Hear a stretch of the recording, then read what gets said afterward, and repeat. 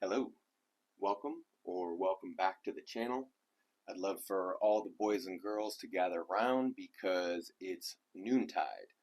And in case you don't know what that means, it means it's the time of the shortest shadows during the day, meaning you can see things and people and your surrounding environment clearly. And I know there's a lot of obfuscation and it's intentional.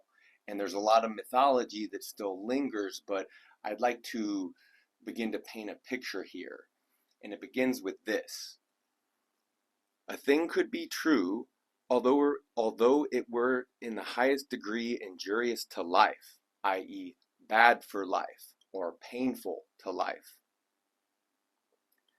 Indeed, the fundamental constitution of existence might be such that one succumbed by a full knowledge of it, so that the strength of a mind might be measured by the amount of truth it could endure, or to speak more plainly, by the extent to which it required truth attenuated, veiled, sweetened, damped, falsified.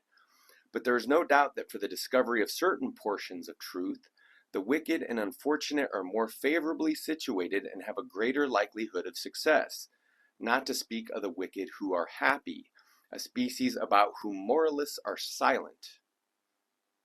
But if you didn't get where I'm going with this, I'm bringing up the question is, how much truth can any man take before whatever conception of his ego or the world shatters? Because it would be insane to say any previous living man has known everything there is to know, and it would be insane to say anyone at present knows what there is to know, as if there's nothing more to know, as if there's nothing more to learn, as if we aren't discerning new patterns on a daily basis, patterns that men at countless other times in history could have never conceived because they were too wrapped up in other things, or their minds just couldn't comprehend. They didn't have the basis of thinking upon which to work, right? So I'd like to paint a picture here, and it's about the longest game being played here. That even back in time when, before the species broke out of its tribal roots in terms of not being able to establish anything more than small tribes that warred with each other, was that eventually things got to be so savage within and without tribes and their warfare that it was just inevitable that laws came to be with the advent of rooted settlement, meaning that by the time mankind had been living and dying, on this planet for tens of thousands of years, by the time they're staying together in close proximity, they were already sick and afraid and tired of the violence. They were already seeking to control, eliminate, and suppress men. It's been going on for tens of thousands of years, and countless people have been culled, just like the wolf was domesticated to the dog, no different with men, right? So there's this idea that what was formerly known as great men and what was formerly known as the smallest men, that both of them return, but both of them can now be seen clearly because the body of knowledge has been developed more than enough. It's just very few can actually access it. Very few care to, very few have the time and resources. And, honestly, most people just don't read. Most people don't read that much, and they definitely don't read to challenge themselves. So getting to a point here was to say education took a long time. Yet for most men, that education never happened because that's just not how most men are. To think that for tens of thousands of years, the fragile, violent, easily bewildered, easily maddened male ego, to think for tens of thousands of years, it's been a ghost, it's been a goblin, it's been a tormentor, it's been, whether it's on high or on low, the male ego is always the enemy. It's like when I've said culture isn't your friend. It's like, why? Because it's the neotness development of our shallow culture by a rounded down male ego. And to kind of illustrate this point, because it's funny, I was going to get into Jung. I started with Nietzsche here, but I have this little talk from Terence McKenna, and I think he really illustrates the point here upon which we will further build the case. So listen up here. That monotheism is a horrible error, a nightmarish misunderstanding. Not bad as a philosophical position. I mean, the drive for unity, but even a phrase like drive for unity is so laden. Unity? Amongst who, right? Male chauvinist assumptions that you have to wonder. Monotheism presents us with a model of God that is all powerful, all knowing, omniscient, and not to be questioned. Well, you don't have to have spent much time reading Jung to realize that our gods are images that give us permission concerning how we construct our personalities. And if you meet someone who is all powerful, omniscient, omnipotent, and never wrong, you're dealing with a horse's ass of some sort. Honestly, I'd say you're dealing with a crazy person, right? Someone who knows everything, someone who can't be wrong, on down the list. Because nobody is like that. And yet, but it is a laughing stock. So I discussed yesterday talking about Nietzsche, how he warned over 100 years ago that these people, that the Christians and their relatives and associates, right, like the secular people who kind of came out of that morass, that ultimately they all suffer from this madness. They all suffer from this egomaniacal tendency where the sole human ego, a single human being, thinks they're more important than all of existence itself, than all the world, than the species, than the culture. And you can see this tendency throughout civilization that everyone has had it, right? That any kind of leader in any situation, at the end of the day, they will sink the ship. They will let everyone burn. They will burn them all before they let go of the reins of power, right? You see this every step in history. This gets towards my previous talks on Orwell and oligarchical collectivism. And by that I mean that the tendency over time was, once upon a time in history, reality would catch up. So if you had tens of millions of people who were unemployed, or just meaning tens of millions of men with nothing better to do, if you had violence and unrest and insanity, eventually these formations would go to war with each other. However, now in Orwell's triad superpower world, there is a false top-down authority that's supposedly maintained. But let me ask you, what do you think happens if you have a stick of dynamite in your hands and you wrap both hands around it? Does wrapping your hands around the stick of dynamite prevent it from exploding? I would argue no, it doesn't. It just changes the course of pressure. At most, it'll force more out the top and more out the bottom, more of the explosion out the top and the bottom. And the majority, due to, basic physics here and combustion, right? The majority of the force is blunted by the hands who are holding it, right? In the course of history, that's been organized armies. What if you can't have armies? What if there's no longer any organizing, or the infinite mobilization, like Peter Sloterdijk talks about, only goes in one direction, which is to say that of the Ouroboros, or nowhere, or what was formerly supposed to be like the phoenix to crash into the ashes and then be reborn. Everyone says no, that can't happen anymore. No more history. So it's like, just because you suppress man and you imprison him and all these other things, it doesn't mean those tendencies disappear. Like I said the other day, he's only become more crafty. He's only become more subtle. So he knows how to hide these things better, right?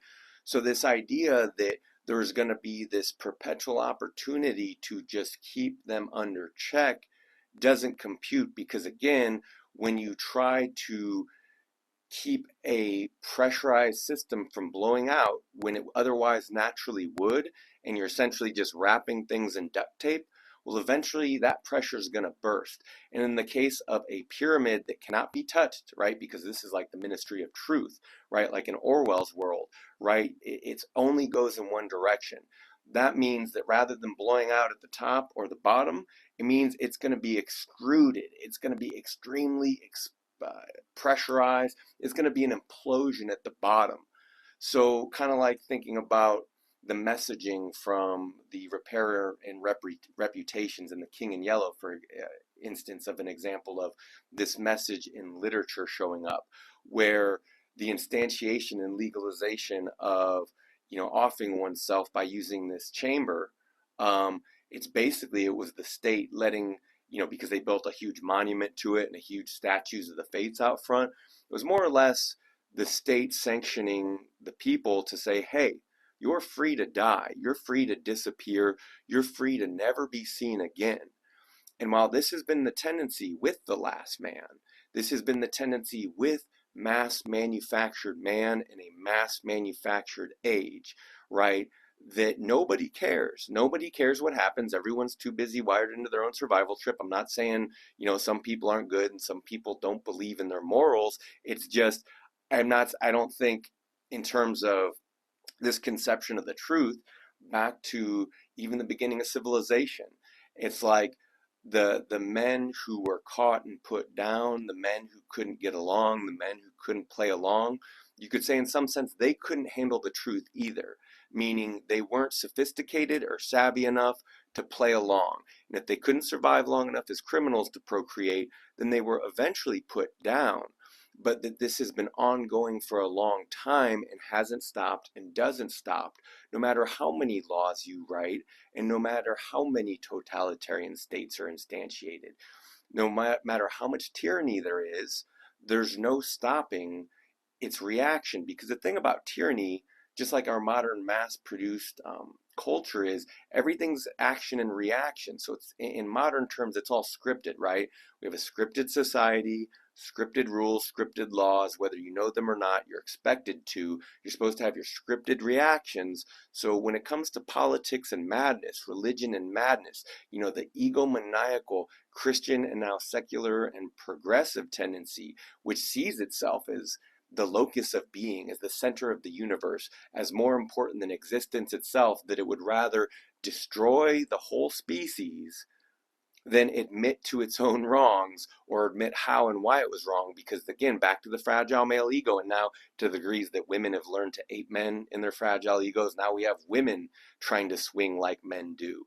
And it's absurd, because the last thing we needed, McKenna talks about this, like this idea of female empowerment, it's a farce. And he was a feminist, right? And even he was saying, yeah, what good does it do to have women imitating men when the men are already bad enough, when the men are already so fragile that they can't even take truth without having it falsified. They can't hear truth without losing their minds. Which brings us back to the present world situation. I was thinking about reading some of Jung's The Undiscovered Self, of which he talks about something he calls mass psychosis. People have recently called it mass psychosis phenomenon or formation, but even Jung's notion, it betrays, again, kind of like Zaf says, a hair-raising misapprehension as to the nature of life and death. One is if there was a promise. Two is if this was going somewhere. Three is if someone had the answers. Four is if there was a reward or a paymaster. Five is if scaling up your assumptions to hundreds of millions and then billions of animals, assuming that that would work when people are crawling over each other, fighting for the smallest advantages, killing each other over a few dollars or less. People kill each other over less on a regular basis. They'll kill each other over pride itself, right? Honor itself. To which the great philosopher Marcellus Wallace once said, you feel that sting? That is pride fucking with you. So the whole thing is the evolution of intelligence has allowed the ego to die, or the simulation of one's mind to die, in realization of something bigger or truer, maybe so that life could go on. This is just a working theory on intelligence I'm applying here in this moment. There's a lot more to it if I were to fully flesh it out, but that could be a video of its own entirety, and I could just riff for an hour on it, and maybe that'll be somewhere down the line. But I was talking about how Jung says, he talks about this mass psychosis as if it's not supposed to happen, right? He's taking, even as he gets done saying, hey, the whole thing that's wrong about science is that it can only study an imaginary rule, meaning you take 100 rocks in a field, you measure them, you find the average is 3. Yet that ignores the size of one, the size of 5, or the weight of one, the weight of 5. So now you're working off imaginary numbers and trying to apply it. You're trying to apply unreality to one's perception of reality, which is arguably unreality to begin with, because we've never been able to see clearly. Hence, learning to see has been a slow process. I would argue the original species was wholly extroverted, meaning the original wisdom of animals was the senses, and it still is. It's the only wisdom, right? It's smell, it's sight, it's sound, it's language. But the original intelligence was just the senses, and it was primarily smelling and seeing, right? Because we had to smell poison, we had to smell danger, we had to smell sickness, we had to smell so many things that were making strong impressions to further shape our own brains and actions and reactions in the environment to the environment over time. So basically, eventually, we get to a point where somehow we're not just seeing an internal world, but this mediative process of these tribal primitive ungulate mammals, somehow we started seeing inside. Somehow we started thinking inside. And only then, well, maybe the image was so strong in our mind's eye after millions and billions of years evolving as, these other species, that maybe by the time we started going introverted, extroversion already was its own form of intelligence, because it's definitely a different sort of intelligence, the way, let's say, sensors think and the way introverts or intuitives think. I know you don't have to be intuitive to be an introvert, but I'm painting a larger picture here of typology and its place in the evolutionary schema of life, and of not a generalized species of man, but a specialized species of man, meaning no, not all men are the same. We don't see the same, we don't look the same, we don't sound the same, we don't talk the same, we don't have the same interests, we don't have the same goals, we don't have the same anything in most cases, other than wise. Honestly, the most embarrassing thing that all men share in common is that they evolved from a primitive species that is a laughing stock that nobody wants to be around. I think I've talked about this before, that by the time Homo sapien was evolving, Neanderthal, on the outside of whatever this human organizing tribe was, not only did Neanderthal have to be left out, it was probably his violence, his lack of understanding, his inability to further mediate and control his behavior in an ever increasing sophisticated social environment. So eventually they died out. Some of their blood lives on in us. Like, I think I'm 50% Neanderthal, for instance. But it didn't change the nature of how we were, shaped our social nature, and our social nature further shaped our environment. So it was a selection process. And back to Christianity, the least qualified people coming to believe in these harebrained ideas, whether that's secular liberalism or Christianity, right? Because one, the latter couldn't exist without the former. One was born out of the latter. That by the time we're there, we're basically making a false case for life, trying to save every deformed, malformed, and utterly just lost species, every lost animal. And what it's proven to be is costly, squanderous, impossible, disastrous. You got all sorts of people and things mixing that just can't handle the pressures, and then that strain blows out either in individuals, which in turn further shapes the environment. Like, think of it with failed communities. A failed community is the miniature of a failed civilization. If you can think civilization one settles here, the unforeseen problems of logistics is the death of civilization one. Civilization two emerges after, warring fragments and things coming apart to come together again at a later time.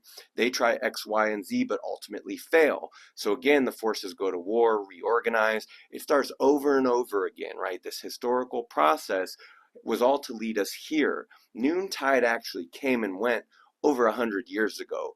The shadows were shortened, and we got to see man for what he is. He's a laughing stock. He's mistaken about everything. The species is still about almost as primitive as ever. Homo sapien are about the same as they've ever been, but only as we cook further under these existing pressures and the pressures that will be mounting, building, and exploding for years to come, maybe now some of those further genes will be activated. No different than how introversion and intuitive types were able to somehow evolve out of a more outward sensing and outward seeing oriented type. Somehow that led to inward, or maybe I'm thinking actually that intuitives and introverts actually came first largely before, because it would have been before the extroverts could even understand them, right? Because they can only see outside, so they can't see what's going on inside, right? And this would support certain intuitive types being shamans, healers, and ascetic priests, because part of Nietzsche's further understanding here is to understand what the bigger problem is here. And the problem with man, the problem with life, the problem with civilization is the same as it was years ago as it is now. And people still don't understand it. And it's a truth that breaks minds to this day. And that's not to say that life is suffering. Yes, life is partial suffering, and we evolved to feel that acutely. I'm thinking that the original introverts felt it so acutely that it further cooked their brains and made different configurations in our species evolution. And then that started being articulated and shared with extroverts. So there was this weird mutual arising that happened. But what Nietzsche understood in it is that it's not just that life is suffering. That's that's A in the equation. The B is way worse, because then you're left with, again, no closure, right? Contrary to Apollonian visions and religion and people who want to keep the world the way it is, as if capitalism or modern society were like some grand goal, like a stopping point for the species, as if evolution stops here. It's quite the farce and quite the joke.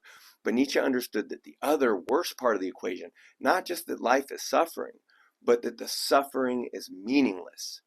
And I think it can be instantiated in the world today, not just like the Kierkegaardian notion of truth, the Dostoevskian notion of truth, all these existentialists who've been moaning and crying forever, and the Buddha who predated them. Arguably, Heraclitus understood what the Buddha understood. There's so many ways I could frame all this, but it's that the suffering is meaningless, and that if that's A and B, it equals what? And then the question is, if people don't have an answer provided, they have to create their own answer. I would argue the extroverted, sensory oriented world is incapable. Those people who are oriented that way are actually incapable of creating meaning for themselves. It's why they suffer like they do in the modern world, because they suffer from the chaos. Like Terence McKenna was talking about, these pretensions towards unity. It's hell for extroverts, because the moment they can't keep their world taped together, they go insane too. The introverts were arguably being driven insane all along, because by the time they helped create culture, because Nietzsche also says this, that the original fully complete strongest of men, right, it's not that they were like just brute dummies, right? That's the least of the species. The most of the species, they were strong of body and they were strong of mind. So much so, they came to dominate the whole planet and to dominate themselves in arguably an uncontrollable death spiral, right? It's just inevitable. It goes with the territory of power and power's control, and then hiding power again, and then unleashing it again, and hiding again. The whole thing has been an evolutionary arms race in some sense within this larger structure of civilization, which I just call Leviathan. And it calls itself a war of all against all. I don't think that's nature. I think that's male constructions, right? And then we can't even talk about what's real here, because no one actually knows, right? There's only, what is real, right? And then we have all this idealism that posits we can change it for the better.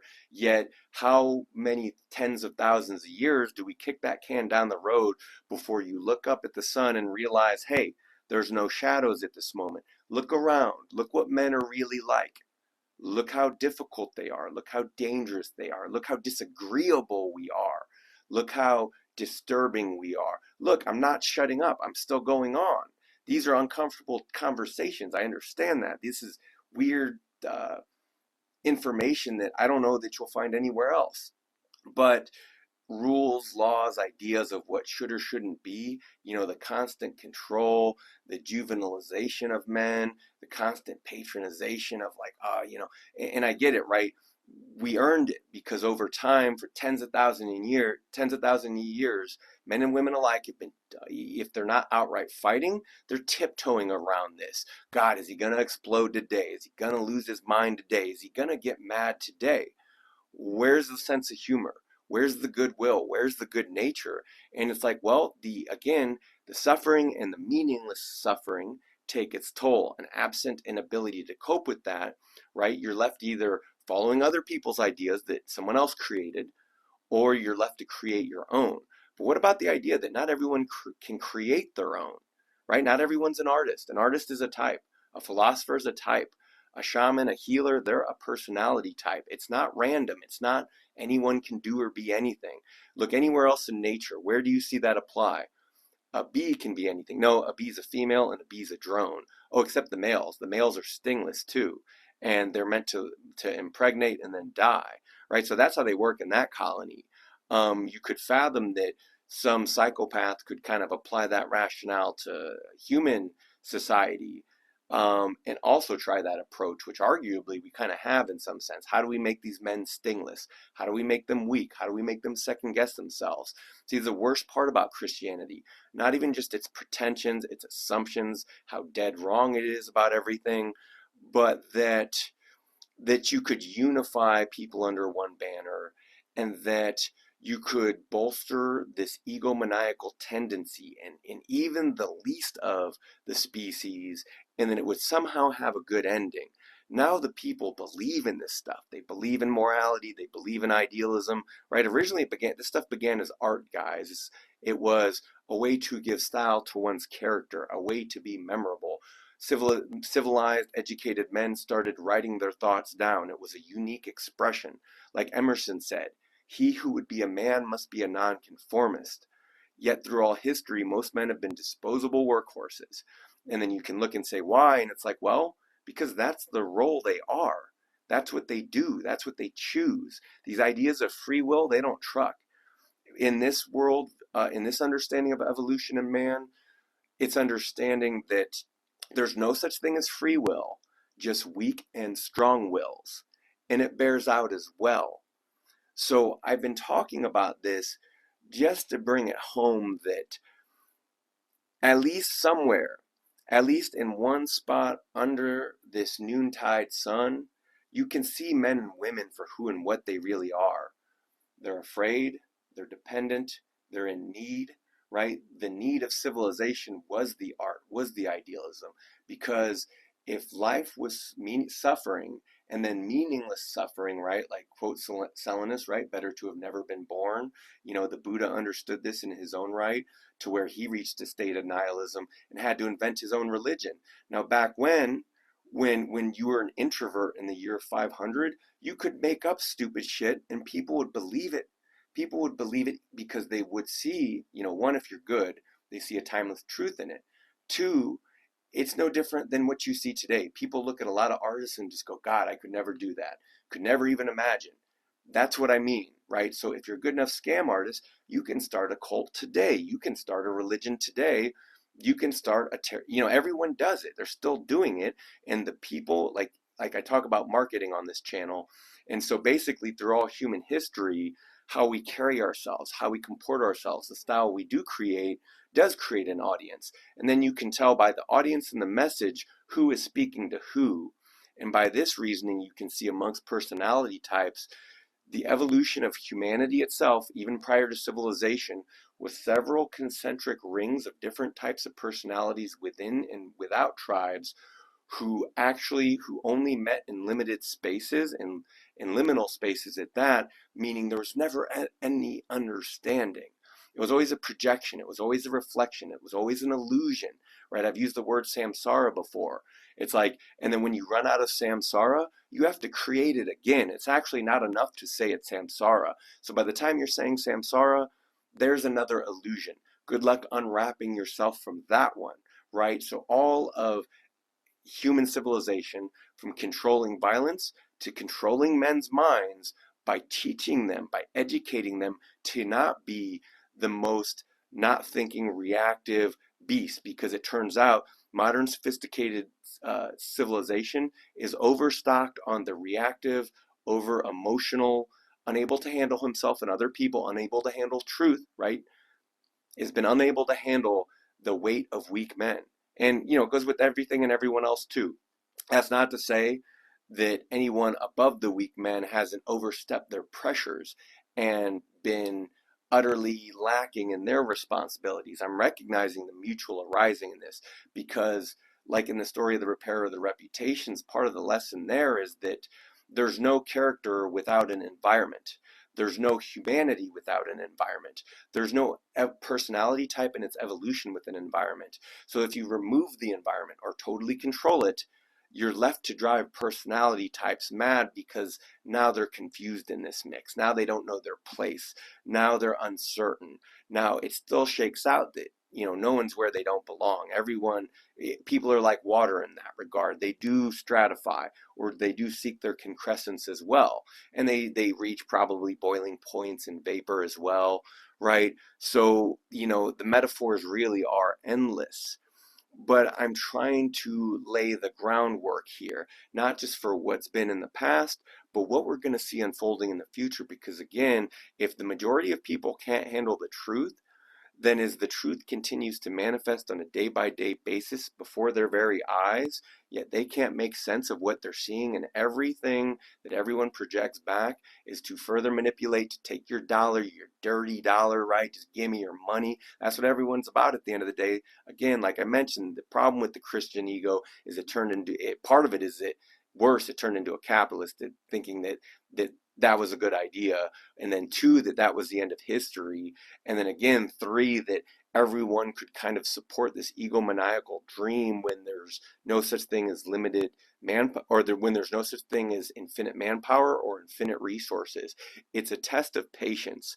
And what I think we're going to see, as I mentioned before, with Nietzsche's warning, Nietzsche's advising, the only hope, I'm not going to say the only hope for the future, but it does seem like a dark thing for me to observe. Like, I just see it for what it is. I don't, it's like saying you're not going to stop the sun from rising, just like you're not going to stop the moon from rising. Or even if you fixate on the sun, it doesn't mean the moon stops existing. So I think Nietzsche was right when he said, wherever this sort of madness and insanity takes hold, the sort of idea that the most basic men, and honestly, what passes as great men these days, that these sort of people, the Christian ego, that these sort of, and now the secular progressive ego, that when these sort of people started laying claim to, judgment and valuations, and that thinking they were the most important thing of universe or the end goal of evolution, that when these sort of people started thinking this, in millions and billions of them, think about this, how spooky is this? Millions and billions of them. So millions and billions of people ultimately think this way, but must keep it hidden out of just, socialization. And, and I get it. There's lots of people who are good in there, and there's lots of people who are naive in there. But what I'm saying is they're not the ones who are driving these forces. They're not the driving power here. So it's like concerning yourself about the spark before your eye when there's a wildfire at your back. It's missing where it's coming from, you could say.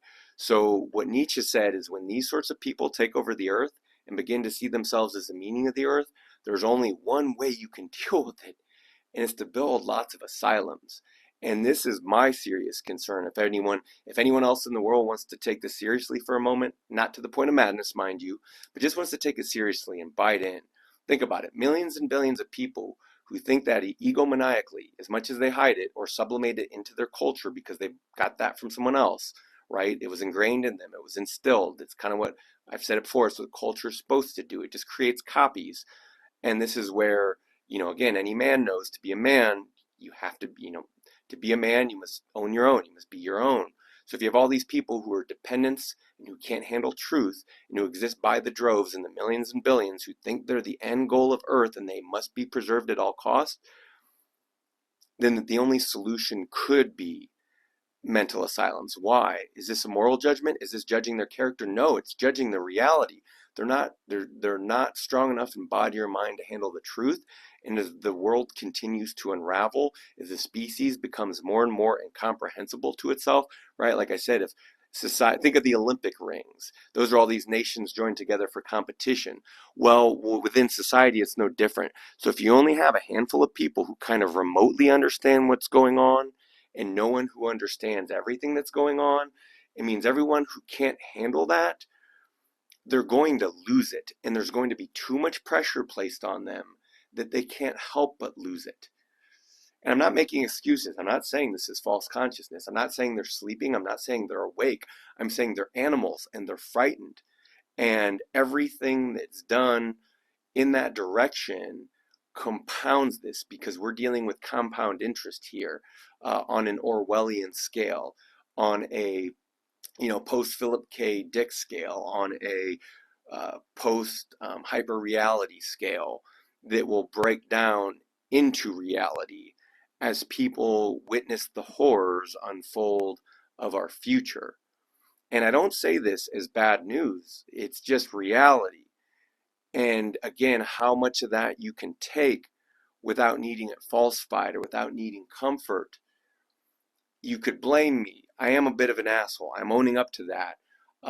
Maybe I've even been a bit too much to rush with my words, but I'm just speaking openly and freely. So maybe for once, or in is rarely occurs, that someone can see what happens when someone doesn't run on a pre-written script. It's not for once, I'm being a bit facetious here, but when we live in such a scripted society, not just the cultural scripts, but then you further write your essays, and you don't allow for any organic thought or natural thought, or again, in writing the essay, you prove the fact that you're controlling for what you're thinking, meaning you're actually ruling and leaving a lot out. And that sort of repression is intentional, right? Let's ignore this aspect of reality because I think I know the truth. I think I have an idea, and then maybe we've discovered happiness in these ideas. But most of this stuff, really, my analysis of most literature out of the last couple thousand years, it's naive, it's entertainment, it has no bearing on reality. Same thing with most of all our modern mythologies, religion, it's all outdated, our politics are outdated. Nothing is actually meant for a modern, sophisticated, evolving man. It's all meant for a primitive Stone Age type who can't understand, who can't see, and who is too weak in mind, body, and spirit to handle anything resembling the truth. It provokes violence. And why? It's like, well, this is McLuhan's understanding, and my understanding too, that identity is violence. Like Terry McKenna says, a God is an image that dictates how you can behave. Okay, so in a monotheistic world, that means people have learned to model the ego of an all-knowing, ever-present, dictatorial dickhead, right? A big brother, an insecure God, an insecure male. It's tiresome. It is tiresome. It's the most boring thing in the world, too. There's nothing worse than a boring, dull man.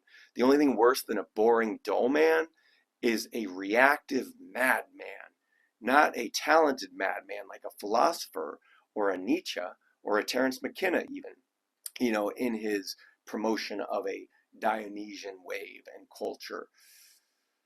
But anyway, I think that's a good place to stop. I've been going on enough. Forgive me if I said too much, but it is paying back a debt. Anyway, thanks for checking out the channel. I'm Zach Morkowski with Sharper Pen Image Consulting. If you like what you see here, if you like what I'm getting into, like, share, subscribe. Honestly, I'd say share it, but if you like it, like, chances are there's no one to share it with. So to everybody and nobody, welcome or welcome back to the channel, and maybe I'll catch you on the next video. Thanks. Take care.